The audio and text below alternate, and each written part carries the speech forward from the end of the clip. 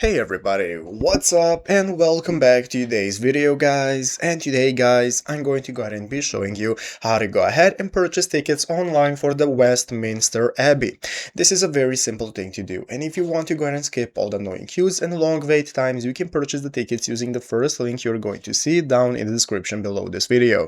Once you go ahead and open up that link, it's going to take you to the official ticket platform right here from where we can get started. So what we can do is click check availability to take a look at all the available dates we can purchase the tickets for. So let's say we want to purchase them for the 19th. Right here I'm going to select a date, after which I can select the time slot which suits me the best, and then it's going to enable me to select my tickets. Let's say we only need one adult ticket for us, after which we can click next. If you're not interested in similar experiences, just click no thanks and go to the personal details page.